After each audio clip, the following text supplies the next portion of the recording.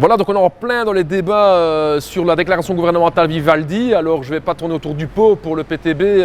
L'accord de gouvernement des partis traditionnels est quand même vraiment décevant.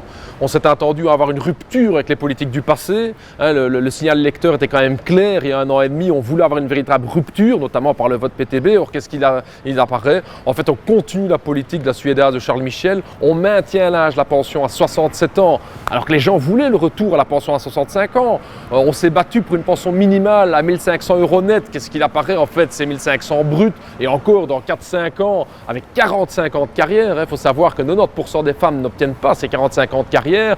On nous avait promis une taxation sur le grand capital. Il était temps d'arrêter de faire payer les travailleurs. Il n'y a rien dans l'accord gouvernemental qui a dit qu'on va aller chercher de l'argent réellement chez le capital.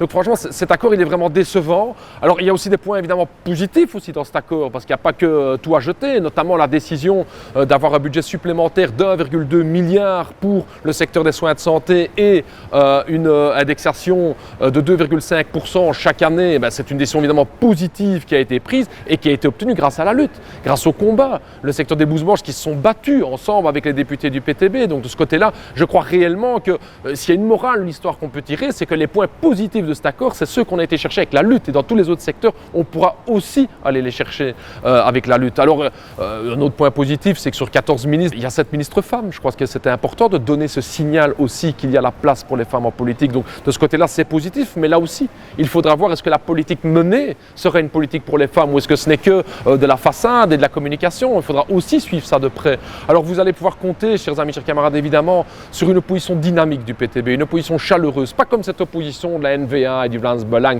ce bloc de droite séparatiste pour qui la seule solution c'est de diviser le pays, que c'est de la faute des Wallons, la faute des chômeurs, la faute des immigrés. Nous, on n'est pas ce type d'opposition-là. Nous, on est une opposition qui sera dynamique, qui sera chaleureuse, une opposition de gauche, parce qu'on va changer cette société. Le mouvement, il est en marche, chers amis, chers camarades, il sera en marche dans le Parlement, dans les années à venir, mais surtout dans la rue, avec le mouvement social, pour aller chercher les victoires futures contre ce gouvernement de la Vivaldi.